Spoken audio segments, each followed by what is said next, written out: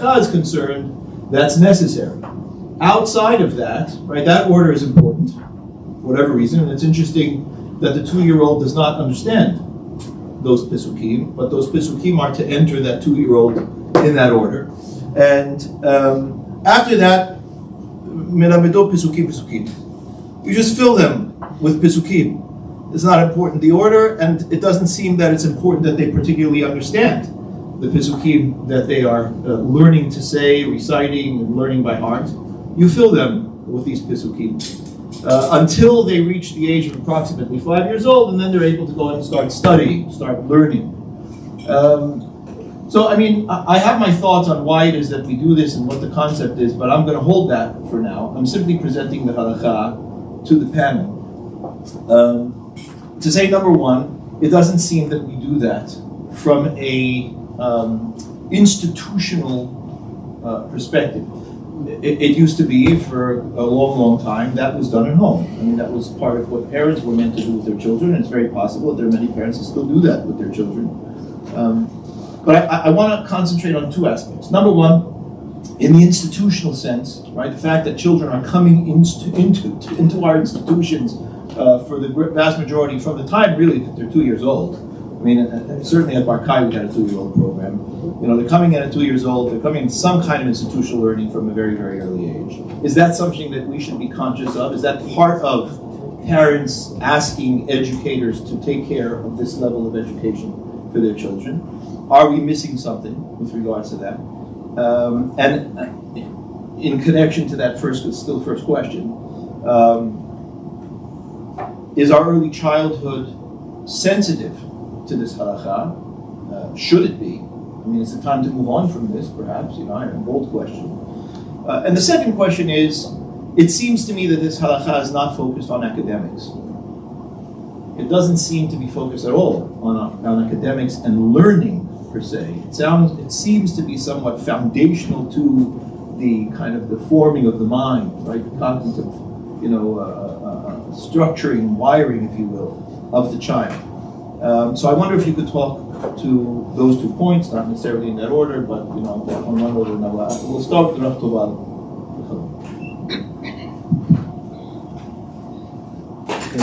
First of all, I apologize. My English, I can understand, but no apology necessary. Okay. We're glad you're here. אוקיי, אני קודם כל גם רוצה להודות על ההזמנה ועל האירוע הזה, שזה משהו ממש מרשים, זה חשוב מאוד, והלוואי שיצא מזה באמת איכות רבנים וכוח, ממש רבנים שיש להם איזון בהלכה וללכת לפי מה שהתורה באמת אומרת, וזה אגב. מספרים שפעם אחד רצה לחנך את הבן שלו כמו שהוא אמר, לפי ההלכה, הבן של 2, אז הוא התחיל להגיד לו, תורה סיבה לנו משה משה קריית יעקב, והילד לא עונה, לא מגיב, עוד פעם, אבל תגיד, תורה סיבה לנו משה משה, טוב, יצאו לרחוב, פתאום מישהו, אבטיח אדום ומתוק, והילד מתחיל לחזור, אבטיח, הוא הלך לרחוב כל הזמן וחוזר על זה. אבא, זה היה ממש, אמרתי לו 1000 פעמים, תורה סיבה לנו ולא ענה. ועכשיו שמע פעם אחת אבטיח ככה והוא מתחיל לענות ולשיר. התשובה זה פשוטה. הוא אמר לו יבש ככה, צריך להגיד, תורה סיבה למשה, ילד מה אכפת לו, זה לא אומר לי שום דבר. שמע ככה מהלב ושר וככה, אז בטח שהוא הגיב ואמר ככה, אז זה ברור. אני חושב שלילד צריך לדבר בשפה שלו. לא רק לילד, גם לצעיר וגם לכל אחד. זה ילד עכשיו לא מבין מושגים שההלכה הוא קובעת שצריך להגיד לו. הוא ככה משהו מעניין, שידע שנודע ללב, הוא יגיד. אבל הבעיה שהיום, לא רק, כמו שאמרתי, לא רק לילדים, לצעירים, צריכים להבין את המנטליות, ואם אנחנו נדבר להם, זאת אומרת, גם לילדים וגם לצעירים ולמבוגרים, לפי מה שאנחנו רוצים שזה, לפי מה שההלכה קבעה וזה, זה לא יגיע להם. צריכים להבין שהם גדלו בדור הזה, דור של אינטרנט, דור של שפה אחרת. אם לא מדברים בשפה שלהם, ועם פסיכולוגיה, מה רוצה ילד, מה הרגישות שלו, בטח שזה לא יהיה חינוך ואף פעם לא יקבלו. אז כבודו אומר שמגיל 2 כבר צריכים לעניין אותם. כן, או להגיע לפי המנטליות של ילד. האמא שרה לפני המיטה, שרה לו שירים של המיטה, וזה הוא יחזור. אז אולי בגלל זה התורה ניתנה עם הטעמים גם כן. כן, באמת, זה מה שאתמול דיברו על השירה וזה, זה חשוב מאוד. אני חושב שאין אפשרות אחרת. אתה לא יכול חנוך לנער על פי דרכו. זאת אומרת, לפי גם כל ילד זה אחר, וצריכים להבין, אין שפה לכולם ואין כללים לכל ילד ולכל צעיר. זה חנוך לנער על פי דרכו גם כעסוק. Thank you, Rav Zaboulani. I don't think that there's a 5-minute limit, but I'm going to talk very fast. Go for it. I'll let you know. I'm going to speak very fast, and Rabbi, you redirect me. That's mine. Yeah. You humbly said that you're not an expert on the subject, so I really don't know what I'm doing here and how I'm supposed to speak to this topic. Just to preface and to share with the crowd what my experience is with this subject, I'm really focused on high school, in Barkai Yeshiva High School. It's our 3rd year. So what I'm sharing with you is really through research. 10 years ago, I was teaching 6th and 7th grade in Barkai. So some of that is coming off of that experience, and my wife teaches 4th grade. So some of it is coming off of the experience of being her partner and planning with her and hearing what goes on in the classroom and entering the classroom from time to time.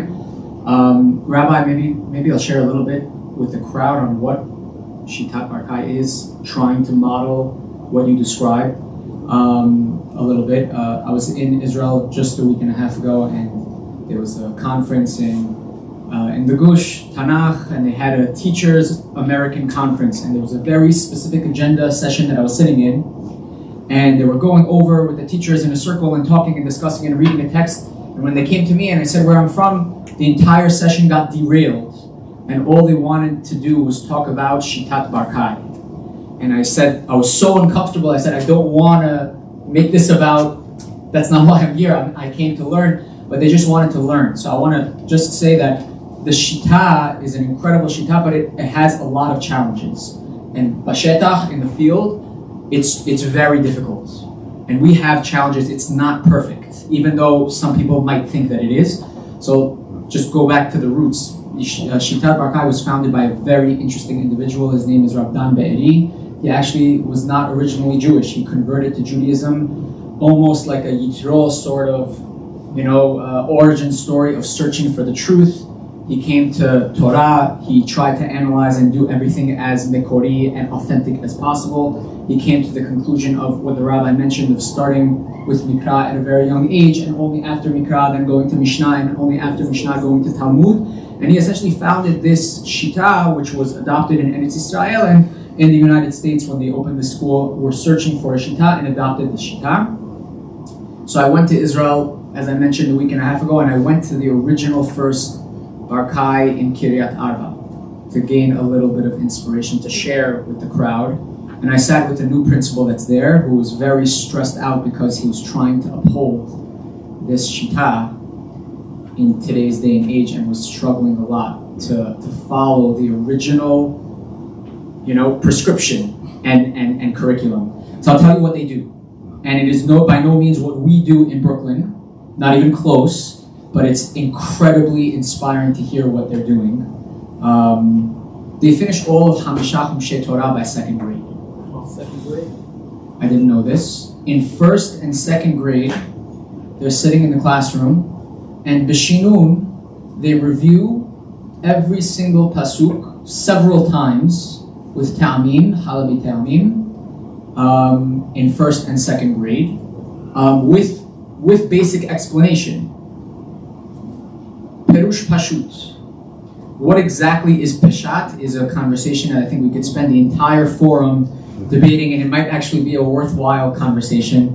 How do you define Peshat? But for the purposes of this conversation, Peshat is Pashut. As simple as possible. You don't need to get into opinions. You don't need to get into complexity. Just explain the Pesukim as simple as possible. For this conversation, that's what Peshat means. And that's what they do through second grade. So it's just incredible to hear that this is possible.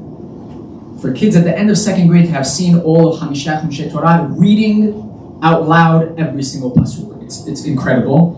In third grade, they learn Shoftim and Shemuel. They do Parashat HaShavua, reviewing kind of outside what they did over the previous 2 years, and they start to learn a little bit of Halakha. Rabbi, is it okay we're going into this deep hole of the Shita? Try not to make it too deep. Yeah, okay. Fourth grade, they learn Melachim and Yirmiyahu. So this fourth grader graduating has seen Sefer Yirmiyahu basically in its entirety after Melachim. And what I found very interesting also, what I didn't know, is that they are doing Chazara on Sefer Vayikra in fourth grade with Rashi. So this just goes to show that there are some people who don't understand. They think that we're always remaining on the Peshat level. They're not always remaining. On third grade, they're learning what their peers are learning in third grade, Chumash Rashi, but they already saw all Hamishah Chumshei Torah first. And I think that that's very important. We're not in any way belittling Mefarshim, but we're just focusing on the original text first and then going forward. Very quickly, fifth grade, they start Mishnayot. They finish Seder Moed, fifth grade. Sixth grade, they do Seder Zera'im. Seventh grade, they do Seder Nezikin. And eighth grade, they do Nashim, Masechet Tamid, and Midot. All the while going through other Sefarim of Chumash and reviewing it with Perush Rashi in tandem. And only after eighth grade, essentially, are they learning Gemara. This is Rav Ariel in Kiryat Arba, who was very stressed because what I just described to you is a dumbed down version of what they used to do. That's right. This is not the Shita in its heyday. This is compromised. And he was describing with passion something called Nemale Barkai, in which after school they are Mimal'im all of the Sefarim that they didn't cover in that curriculum after school voluntarily, which is a lot of different things, amongst them Ketuvim, that they're learning Ketuvim after school as a voluntary with prizes, and so on and so forth. So I think I'm going to leave you with that information, which is a lot to digest. I don't know how they do it. I haven't been there during a school session. It's something that I definitely want to see. I think it's very interesting. And then maybe later on we could talk about what is happening in an American institution trying to strive for some of the things that they do. But really, the only thing I could share is I think that it is possible. But like what Rabbi Beton said yesterday, it's like watching a video of Michael Jordan playing basketball. It's very easy to watch, but when you want to execute it, it requires a tremendous amount of infrastructure, skill, talent, and practice, and maybe that's going to be part of the conversation as we go forward. Okay, I want to pause with you for one minute. Do you have anything else to say on early childhood, the issues that we raised, or do you want to pass the microphone? I don't mean to put you on the spot. No. I'm not as experienced with the early childhood, so I'm throwing out facts. Thank you. Rabbi Owen. Okay. Rabbi Owen, perhaps you can introduce yourself. Sure. Rabbi Benjy Owen, I'm the head of school of Seattle Hebrew Academy. Prior to that, I was in Memphis, Tennessee for 7 years as head of Margolin Hebrew Academy, an Ashkenazic community, an Ashkenazic day school with some Sephardi. And before that, I was in Seattle, and I grew up in Seattle. And I'm from Rhodesley heritage and Turkish heritage as well. In my role, we have a program that is first 1 year through 4 years old, and I'm inspired to hear this. It's inspiring to hear, and also inspired to hear, the Rambam kind of planting a flag as to what our goals should be. So I'm not here to defend I'm just here to explain really what it is that we do and maybe to give some explanation as to why we do it. And certainly there's room for growth and room for development. We are in a community where many of our early childhood students are, it's not a lock that they'll come to kindergarten. So for us, we're challenged with a number of families who come to us for convenience, but if we do a great job bringing in the family, we will potentially encourage them and keep them into kindergarten, into first grade and on. So we have a mixed group. We have these students, maybe 50-60% of them who come to us for convenience, and then another 40 to 50% who come to us from the more traditional community. So that's really what we're faced. So what we're, in trying to work with that group, we are trying to, like you said, we're trying to speak the language of the students, and to more than that, also bring the families along so that they can become teachers for their own children and value the education, and then bring them to kindergarten. I'd say we do not practice what you mentioned before, but we just don't have the teachers. I think if we had the teachers, we had sophisticated teachers who had the ability and had the knowledge and had the wherewithal to be able to teach, we could change the curriculum and adopt the curriculum in order to make what you described, what Ram describes, into our curriculum. But this is the challenge we're faced with, and so we do the best we can with what we have. Thank you, Rabbi. So before I ask the second question, I'm going to come in on this a bit. First of all, thank you, Rabbi Zaboulani, for sharing the Barkai method in Israel. It is dumbed down. They did used to do Ketubim and Shisha Sidrei Mishnah by the time they were done, full. I would say, as far as Barkai in Brooklyn is concerned, I've been away for 11 years, so I don't know how it is right now. But we absolutely had to adapt it for American students. It's also that Hebrew is not native to them. But one thing that we did do, which was one of the hardest things to do, was to immerse the kids in Hebrew. And the reason why it's one of the hardest things to do, again, and I think that this refrain is important for us to flag: the teachers. Right? Getting teachers that are proficient and capable of being able to do this in a faithful way is, for me as head of school, is one of the hardest things. Right, to find the right teacher and put the teacher in the classroom. I don't know how I know we have other heads here. It's a very difficult thing to get, right, to be able to do right, and to train them appropriately, and so on and so forth. And even when you do get them, to have them teach the curriculum, they have to, one thing that Rabbi Eliach Zal taught me, and is a very strong proponent of, it's very difficult to get teachers to teach curriculum when they are handed a curriculum and told, here, go teach this. When they feel that they are part of the curriculum, when they've written it together with you, and they have some collaboration, and it makes it much more connected, that gives them the ability to do it. In any case, the Barkai system in America is geared for America, and I think it's doing, it's phenomenal actually, because the kids do finish Hamisha Humshet by the time they're 11, not in second grade, and they review it with Parasha. They review Parashat Shavua by the time that they finish 8th grade several times. They used to study with Rashi towards the end of the grades. Rabbi Jack Baron, who's sitting here, he was the first person I hired to do that. And taught them, and he taught it, based on Peshat and so on. So there's great stuff going on with regards to that. But I think that one thing that I just want to kind of focus on is the fact that Mikra is the Yesod. Right? The fact that Torah, the Mikra, Hamishah Humshe Torah, the Pesukim, is the Yesod. It's always been our Yesod. And in my experience, it no longer is our Yesod.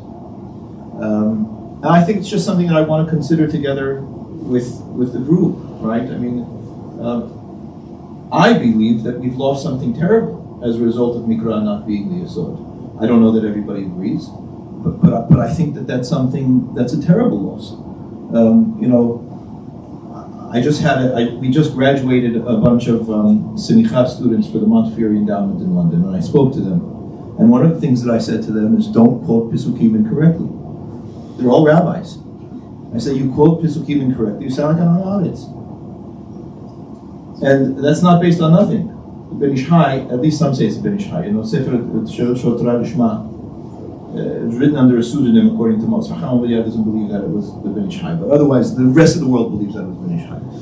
And the reason Chacham Ovadia doesn't believe it because there's discrepancy in the Pesakim in between Ben Ish Hai. But in any case, there's a question there one layperson is asking the Rav, he said, we're sitting on the floor in Shah B'Av reading Eyob. Anybody who knows Eyob, it's not easy Pesukim. Strange words, not usual words. And everybody going around in a circle, taking turns. And one person who's in the circle is supposed to be a Rav, the Hacham, right?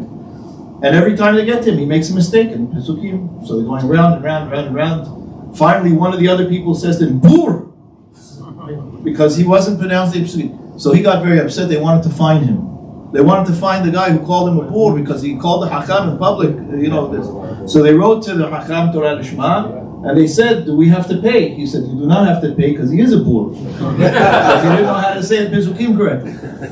But that's a concept that, nobody holds from that anymore, right? That's a negligible thing. And the question is, why is that so important? Why was that so important? That our Mikra be something that is sacred, that we recognize is foundational to everything that we do. So we know, the development of it, and the Tosafot, and Balul, the Bavli is Balul Mikol. We all know the developments of it. The question is, should we go back to it? And the idea that teaching a 2-year-old Pesukim, not in an academic way, simply that the words of the Pesukim themselves are swimming in this child's head, later being able to appropriate it when they actually study it academically and be able to put things where they belong academically and so on. Those are, I think, questions that are important for us if we're serious about our education to answer, because we can talk about whatever level of education we want, but if the foundations are not strong and they're not set, as best as possible, things are shaky. So I'm interested, eventually to hear your thoughts on that. I'll get to my second question. The second question is with regards to how we teach parasha and the issue of midrash. So in Barkai, as using it as an example, I was very staunch about the teaching of midrash. I didn't allow them to really do it in the classroom, to the point that my daughter Sarah, I sent her to what's it? Is it SKA? Right, high school, SKA high school. And she was sitting in the classroom, and they were talking about Mikra, different psukim. They were teaching Megillat Esther or whatever. And she said, I always knew what it was a midrash because I never learned it. So I knew that it must be a midrash because I never heard it. But in any case, I'm interested. Do you think that we're too, that the traditional Maimonidean Sephardi approach is too strict? Are we being sticklers about it unnecessarily? Are there upsides to it, downsides to it? What are your thoughts in terms of teaching children in first place, right? In other words, when they first are exposed to it, midrash integrated into the Mikra?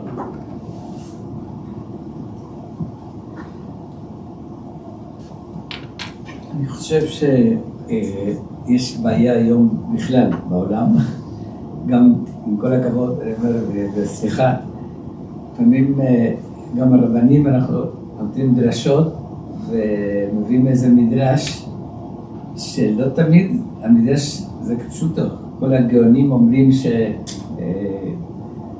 הרמב"ם אומר גם שהמדרש פשוטו זה כפירה, בגלל שיש דברים טוב, יש הרבה שיטות בזה, אבל אני מרגיש שיש עוול ממש.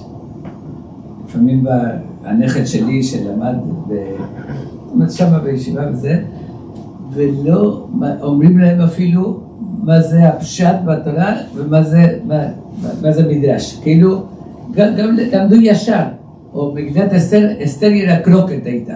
זאת אומרת, ילוקה, חושבים שבאמת, זאת אומרת, עוד דברים כאלו, או לא יודע, משה, פרעה, 4 על 4 אמות, ממש אומרים לפעמים מדרשים, וזה מבלבל ודברים שבכלל לא אומרים את המטאפורה, את זה, אלא המדרש. אז אני חושב שחייבים ללמד, כמו שאמר, פשט התורה, ואפשר לספר איזה סיפור שיש מסר, איזה מדרש שיש ערכים ואיזה, אבל לא יודעים להבדיל, כאילו למדו ממש מורים שמסבירים לפי המדרש, ואומרים להם, מסבירים את הפשט, זאת אומרת, לפי המדרש.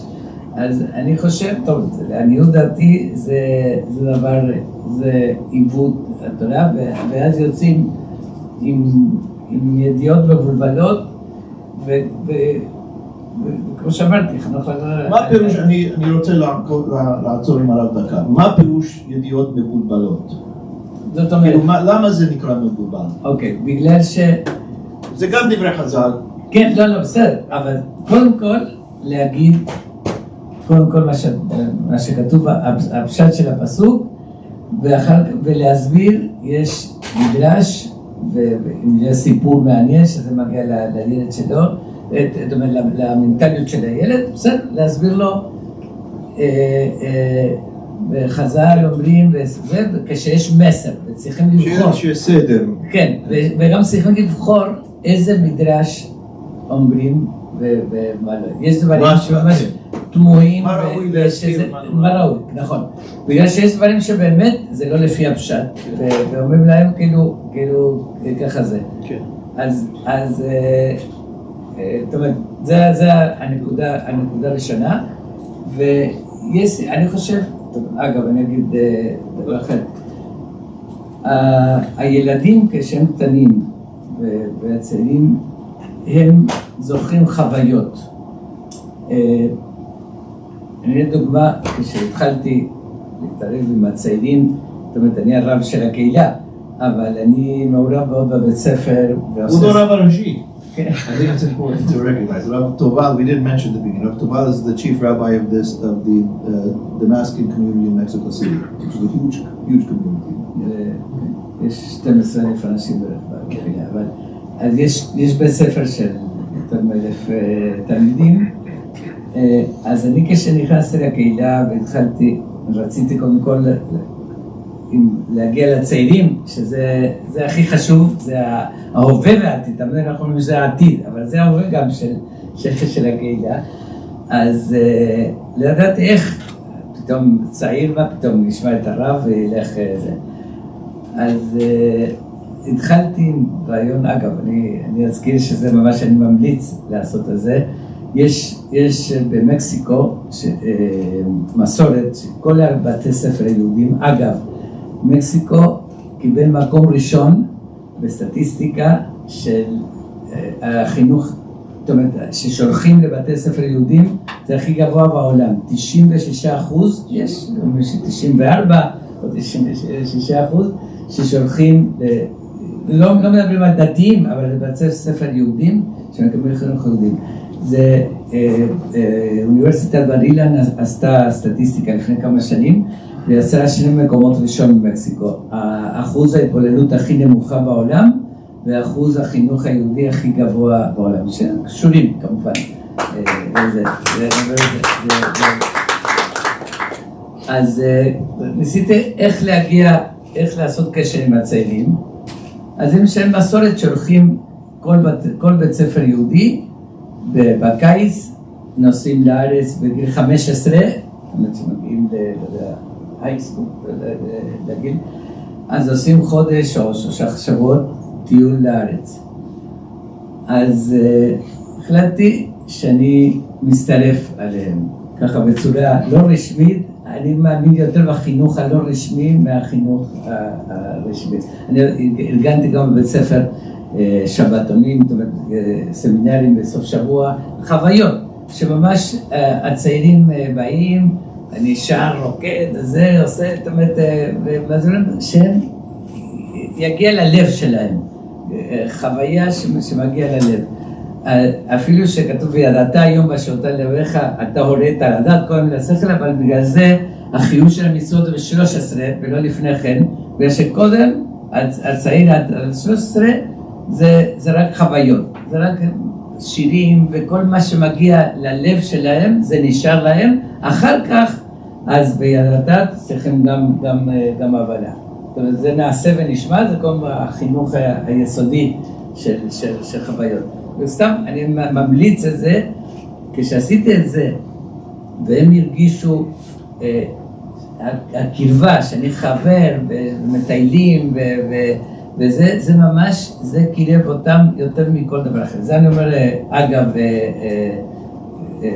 רעיון, אבל סליחה, יצאתי מהשאלה, אבל עוד פעם, אני חושב שצריכים ללמד אותם מקרא, זאת אומרת, עם ההבנה מה התורה אומרת, ופלוס איזה לבחור מדרשים לא תמוהים, ועם הסבר של הערכים, ולהסביר להם שזה מדרש. תודה רבה. My experience is we make a big point about Midrash versus Mikra, and I see that students have a tendency to look askance on Midrash because the teachers, because we've so inculcated them with this idea to make sure to separate between Mikra and Midrash, they say it's only a Midrash. It's only a Midrash. And the kids get the impression that somehow the Midrash is something less than or not important. And so this is something that I think is a counterbalance to what's being discussed here, which is the Midrash has a place. And the question is, what place does Midrash have, but without belittling it and without pushing it, to the hinterland or even discounting it. I think I want to answer the question from two perspectives. One is from younger and one is from older.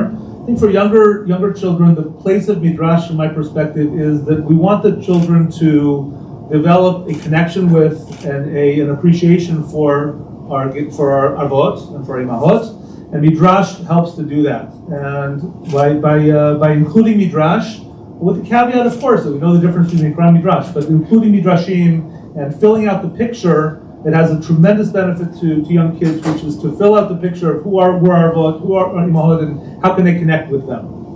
For older children, and I'm saying this to people who are scholars, and I feel almost embarrassed to say this because I'm sure that everyone knows these things I'm talking about. But anyway, for the older children, the place of I think the challenge we have with Midrash is not to just say Midrashim, but to encourage children to see the problem in the text, in order that the Midrash has a place, and that the transition from, let's say, 4th grade, 5th grade, and maybe that's the reason for you said that Rashi starts in 5th grade, but that age is a place where they can start to see problems in the text, and that Midrash has a place there as coming from the Mikra. So I think that, just to sum up, I find it to be a big problem that I see kids in 8th grade saying it's only Midrash. It's a big problem. I think that they really look down on Midrash. There's another side of it, where sure. The lack of use or the lack of presentation of Midrash has younger students kind of looking at it, as you say, negatively. So I'm interested in two things that you said, if I can kind of start with them. So the first is that I guess my question is, how do you present the Midrash as Midrash to the student? In other words, how do you differentiate what is the presentation of what Midrash is to the student? I'll start with that. Sure. So it's for younger children, so you're learning Avram Avinu, and the teacher might say, well, let me tell you another story about Avram Avinu, okay, in the Kivshan Hayesh. So I want to tell you another story about Avram Avinu, and this is another thing that happened to Avram Avinu. And our Chachamim teach us that. So do they always include our Chachamim teachers? Yes. Right, okay. That's the caveat. Right. And so not only Midrash. I'm not saying it's only Midrash. It's right. And with regards to the experience or kind of the response of the student, well, more important, I think the fact that you raised the issue that students need to be able to scrutinize and examine the text, is something that Barkai in its inception didn't really do. I tried to institute that into the school. Again, I don't know how it's going now, but I think, in the later grades, that was something that we recognized they needed to do. And I wonder kind of how do you run that? Is that also Peshat-oriented kind of scrutiny? Are you looking at the kind of the literary presentation of the text? I wonder if you could speak to that. So in Chumash, we're looking at the literary presentation. Here are the Pesukim in front of the students. It's on the board. It's in front of the students. And we identify problems in the text, and through the midrash or the explanations or novea from that. They come from that. So that's interesting. Do you use midrash as the explanation, or do you kind of say this midrash has emerged as a result of these issues in the text? Yes. Chachamim had this, recognized issues. Very much the latter. Thank you. Rabbi Zaboulani.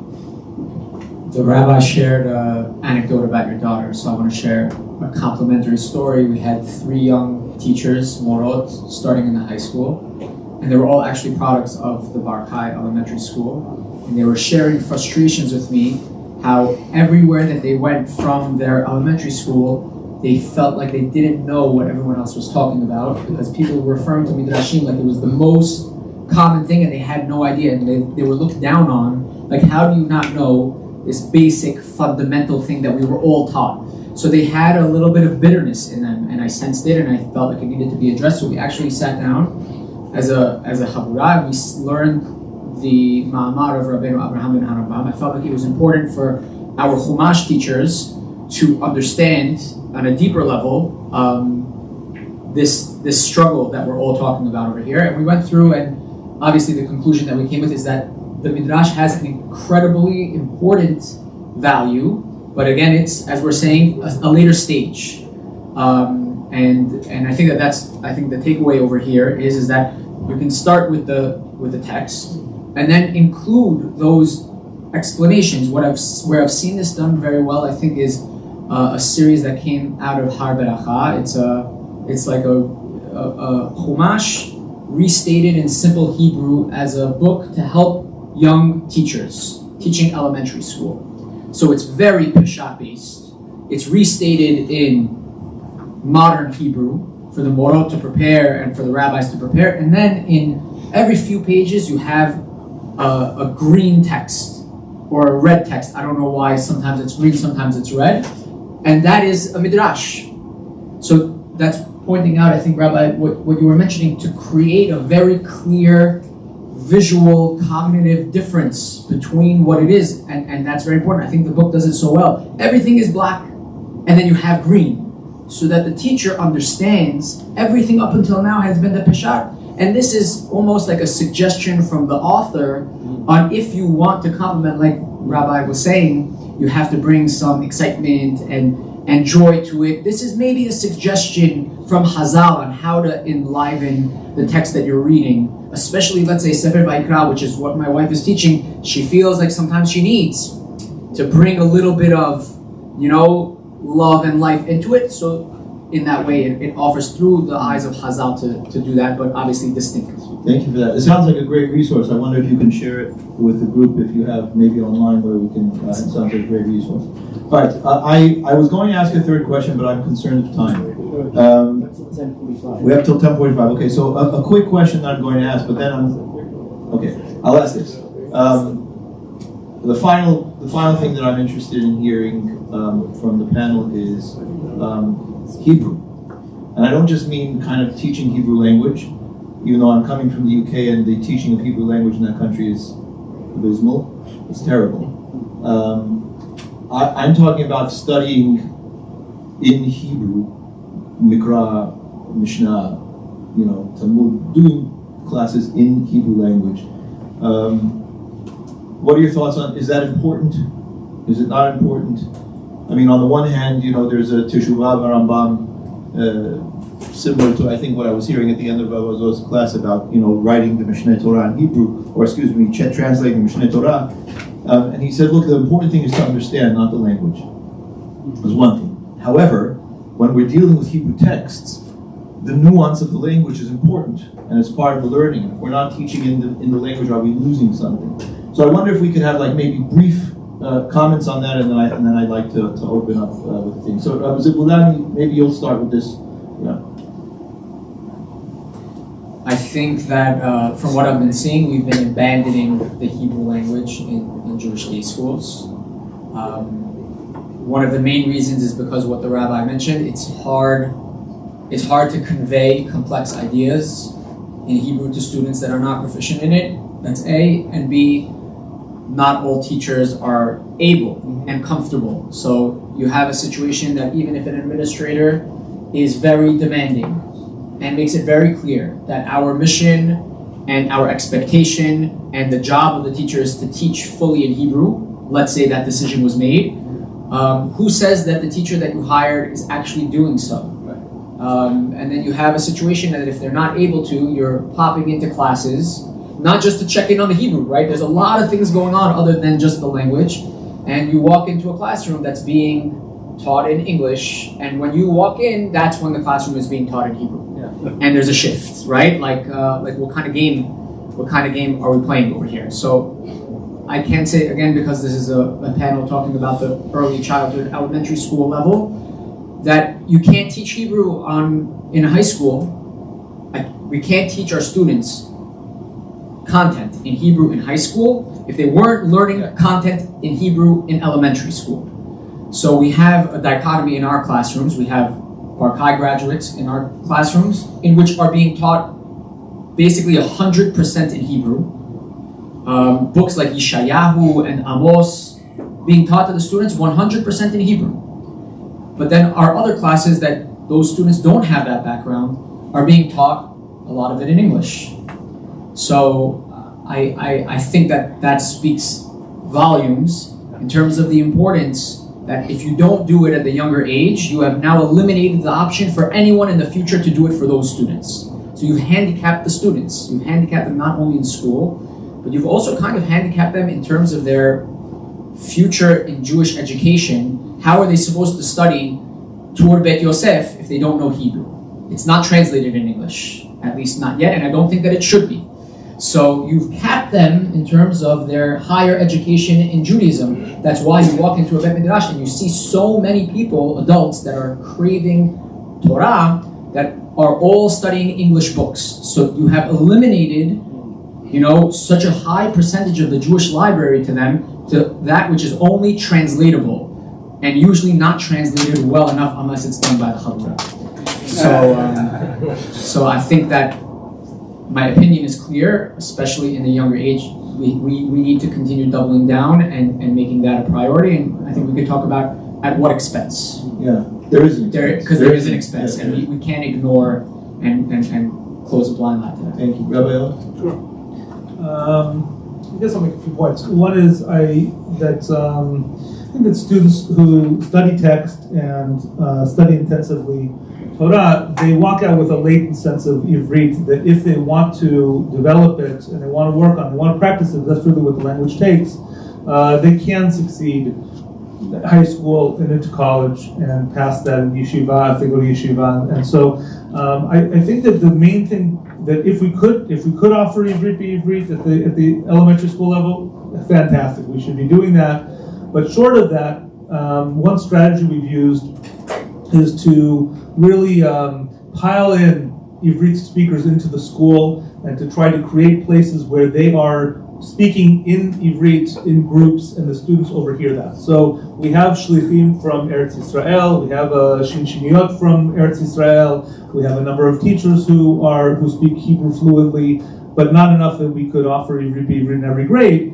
But they are out of the playground speaking Hebrew, they're in the hallway speaking Hebrew, they are at lunch speaking Hebrew, and we tell them, we encourage them, get students involved in the conversation. So students are hearing Ivrit regularly, and they become comfortable in Ivrit, and even if they can't speak Hebrew fluently or they don't have it in class, it does make a huge impact on them to be able to feel comfortable at least with Ivrit and have that latent sense of Ivrit. That's the first thing I want to say. The second thing I want to say is that I know this is the last question, but I think this touches on the second point I did want to raise, which is the issue of raising students who are prideful about being Sephardic and I think this is related. I think this is one of those components of we want our students to feel proud of being Sephardic and of being Jewish, and for our Ashkenazic students feeling proud of being Ashkenazic.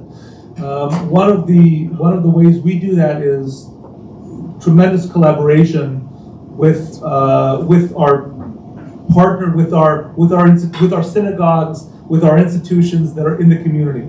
And it's related to Ivrit because we want them to hear Ivrit in the school, we want them to hear Ivrit in the community. But I think the other piece is that when they have a sense that what's going on in the synagogue, in the school, is also going on in the community, and also going on in the synagogue, is also going on in outside of the walls of the school, that helps. I can talk a lot more about this as well. But that's a way of creating a really strong rootedness in the students, feeling proud of who they are, because everyone's doing the same thing. In the school, outside the school, they feel good about what they're doing. Thank you. Yes, אני חושב שזה יחסי, לדעתי אפשר לשים כלל לכל הדברים. לדוגמה, במקסיקו, שצריכים ללמוד אנגלית, זאת אומרת, ללמוד זה ספרדית, אז זה 3 שפות כבר עברית, והזמן זה לא מספיק. אז כמובן שברור שאני כשהייתי ילד, כל מה שאני יודע, למדתי לשמוע. איפה כבודו היה ילד? בארגנטינה. אז גם בשבת וגם בזה, מה ששמעתי, אפילו המנגינות, המכ"מים, זאת אומרת, אף אחד לא קיבלתי שיעורים לבר מצווה, אלא מה ששמעתי, מה שהלכתי לבית כנסת, מה ששמעתי בבית ספר, הכל, אז ידעתי כבר לקרוא, ידעתי להתפלל וזה, וכמובן שזה, זאת אומרת, זה הכי טוב, אבל זה מציאות בכל בית ספר, וכמו שאמרתי, במקסיקו זה אפשר בבית ספר לא הדתיים, ממש המסורתיים של הקהילה, אז משתדרים גם שידעו התפילה, המקרא, שידעו לקרוא טוב, טקסטים, זאת אומרת, שהתרגלו לפחות לדעת, אבל תמיד זה הכי טוב, ברור שהכי טוב איפה שאפשר. We have to take into account the circumstances and the situation with him. תודה רבה. I'm going to take executive privilege as the moderator, and I want to ask, and I'm putting 2 people on the spot, which if you decline, that's perfectly okay. I'd like to ask Rabbi Beda and Rabbi Tobias, as high school heads, how does this ring to you? Right, what from your perspective as high school heads, how does this ring to you? So I guess we can start with Rabbi Beda, if you want.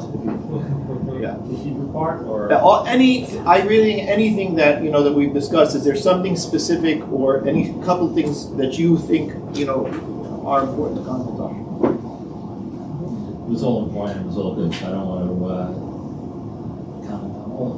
I think the piece that probably bears some broadening is when we talk about Hebrew.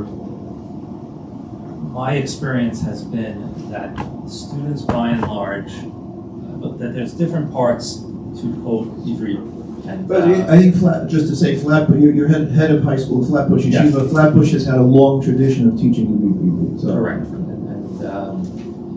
I think that there are the comprehensive parts and the expressive parts, and I think that comprehension is not such a big problem. That students, even students that aren't grounded in wonderful fundamentals as they are in places like Barkai or Flatbush or others, I think that it doesn't take much to get them to be able to comprehend Hebrew. I think one of the areas that we have to think about developing a lot better is their expression. And I'm finding that the expression is where the challenge lies. I think it's where the discomfort comes into play. I think it's where teachers are less prepared to educate. I think it's relatively easy for them to give the peshat in simple Hebrew. I think it's much more challenging for them to engage with the students, where the students are expressing their thoughts, their ideas in Hebrew. And I think that that's an area that we should consider for development. So that would be my 2 cents. I guess one thing on the, thank you for that. I think one thing on the students that you're receiving from like a school like Barkai, let's say, right? Where they're doing their best to kind of follow the system they can. What is your experience with regards to those students? What are their strengths and weaknesses? What are some of the things that we need to pay attention to? We're talking very idealistically. What are the practical issues that you might see? I think that I'm gonna say what we see across the board as the number one lacking is expressive. I think that language expression, or just. It's not just the language. I think in English it's not so wonderful either.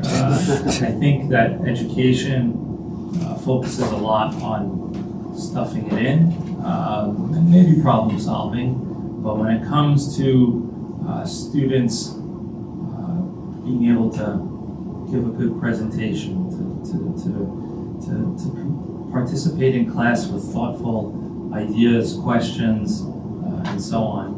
In English, it's not that much better. How to write an essay is like, so I know there's like a lot going on in the world of our students don't read, and there's what to be said about that as well. But I think a big part of what's lacking, that's not getting a lot of attention and needs to, is how we develop our students' ability to express themselves across the board, and certainly when it comes to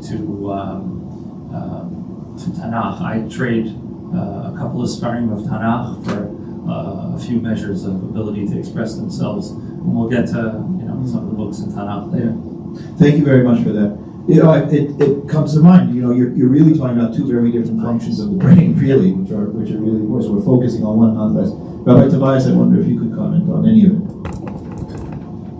Rabbi Tobias is head of Barkai High School. So thank you, Rabbi, and thank you for the panelists. I'm going to piggyback off of what Rabbi Beta said last, and I think maybe address one of the questions that came up, and that is the expense that we incur in terms of doing the Hebrew. And I myself have had a little bit of a journey over my career in terms of evaluating that expense. And I think at this point in time, I'm at a place where, as the rabbi said, I'd rather give up on the content and inculcate the skills on the language. And I think it came to a head for me actually very recently. I was giving a class.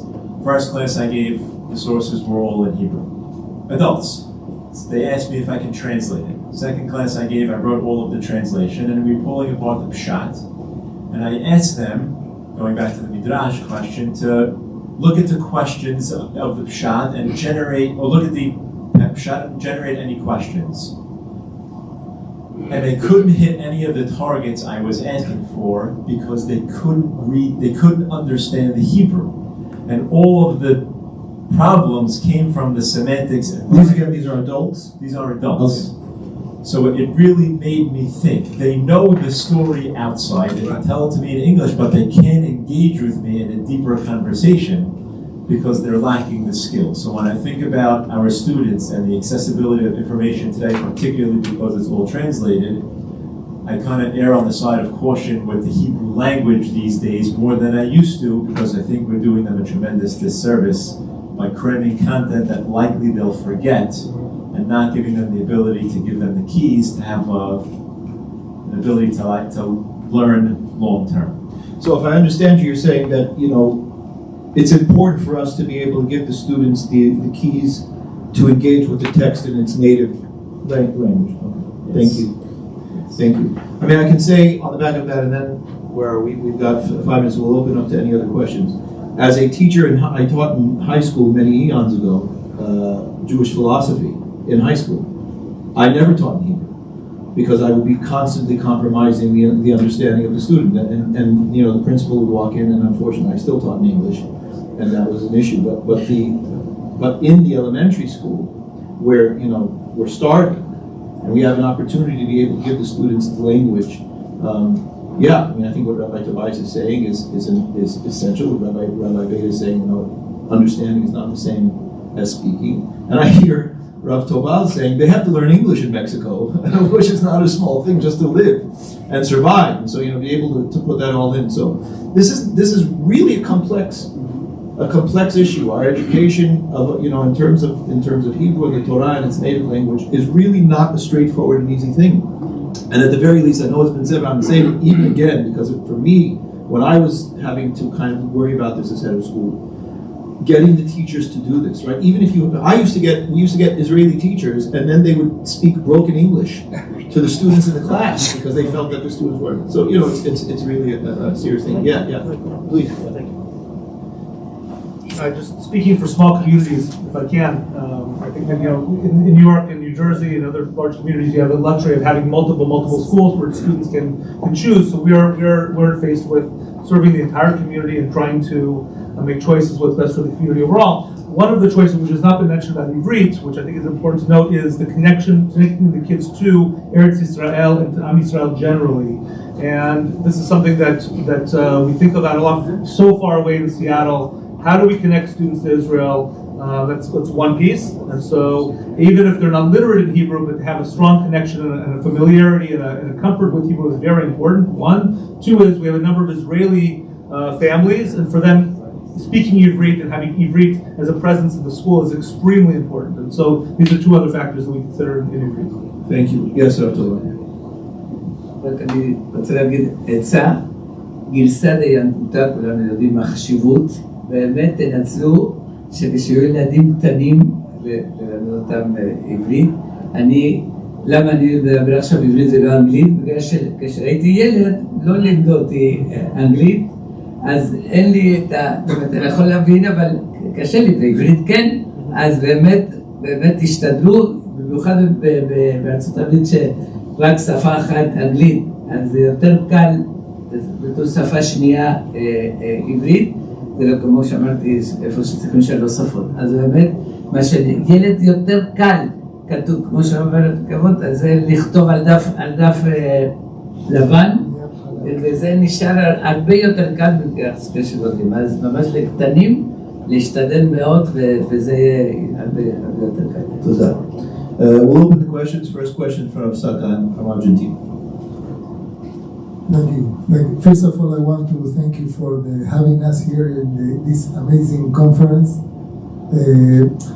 Regarding to the Midrashim in teaching, in Buenos Aires I did a weekly study of the Perashat Hashavua. We study all the Perashah, only the reading the Mikra. What age? Oh, adult? 20, 30. Young adult. So sometimes, mostly the new ones bring Midrashim without context to the study. And first of all, I told them, okay, but tell me why the Mikra doesn't say the Midrash. Why the Mikra doesn't say that? That's, I think, a good way that I use to make them think, like, Lemashal, why the Mikra doesn't say why Hashem chose Abraham Avinu? Hashem talked to Abraham, Lech Lecha.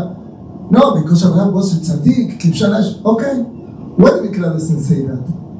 That's, I think, a good beginning to make the separation that you said that in the book, the green color, but I do it like in light. And second, I think there is a problem of disrespectful relationship with the text and with the Torah. And when we bring a midrash, I told the people that joined the study, you ask yourself once in your life, what is the correct methodology to understand midrashim, or you only split out them? Because if we respect the Torah, we need to ask ourselves if we have the correct methodology to understand them, because we are far away from the time and the knowledge of the Chachamim. So I wanted to share of my experience what I do. And thank you again. Yes. It's more of a broad question, just including the panel, and thank you all so much again. This was really fascinating, just not as a professional education, but as a community leader to learn. Rabbi Owen, you kind of referenced this a little bit, but I'd really love to hear it, even from the Chachamim in the room. How do you instill a sense of Sephardic identity and pride in early childhood and elementary school education? What are the tools you're actually learning to teach these kids to be proud of the Sephardic heritage? And what does that look like, right? We talk about it kind of ethereally here. We know what it is. How do you tell a 2-year-old or 6-year-old, 8-year-old what it means to be Sephardic? And what does that look like?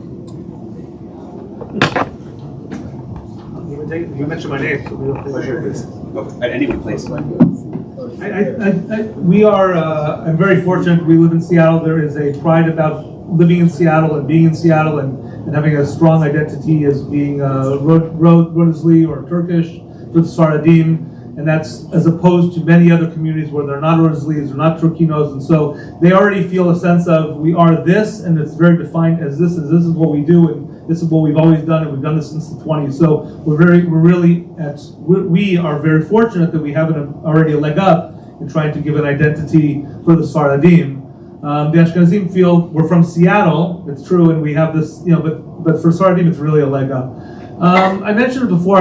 I think the way another way that we do that to inculcate this pride is what I said is that the teaching that goes on in the school, in Tefillah, particularly Tefillah and Mikra, and being able to Chazanyar, to be able to be a Chazan, to be able to read Sefer, for the boys especially, that they do that, they learn in school, and then they do that in the synagogue, and then they learn in the synagogue, and they can do it at school. So that the fact that what's going on in all parts of their life also, I think, draws a tremendous pride. They get accolades from the older people in the community. They get accolades from the rabbis in the community, the rabbis they see in the school rabbis they see in home, and the synagogue. So all that together is really, I think that's where the magic happens.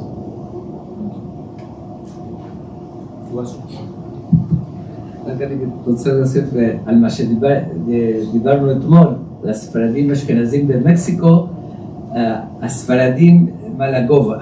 זאת אומרת, שם מתביישים להגיד שאני אשכנזים. בכמה מידות. בכמה מידות? לא, אני מתכוון שכל המוסדות וכל הזה, זה אגב ספרדים. אז הילדים שלומדים המסורת, המגינות, זה כל לבד אוטומטי, זה מתחנכים ויודעים על המסורת הספרדית. זאת אומרת, לא צריכים כאילו להדגיש על שהספרדים זה, אני חושב שמה שלומדים כבר הם מרגישים, ואני חושב שאולי בארגנטינה גם אותו דבר, שהספרדים, זאת אומרת, כל התורה וכל זה בידי הספרדים. וכמה מקומות בעולם שיוצאים דופן. צריך לבדוק איפה למדו הרבנים הספרדים בארץ. כן. כן, זה הבעיה, שהיום מתאשכנזים.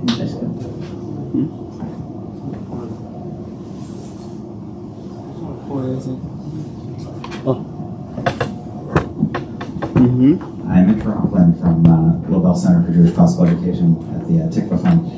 So one question, to be quick, about languages. So there's plenty of countries that have trilingual and even quadrilingual educational models.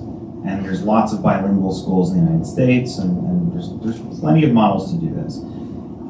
The typical way it's done, is total immersion at the youngest age possible. So my question is simple. Why are we teaching English in pre-K or even in kindergarten? Meaning, why are they simply not getting Hebrew in toto for all of their time there? And so we take care of Hebrew at the youngest age possible. Meaning, I'm not making this up. It's done, in other places.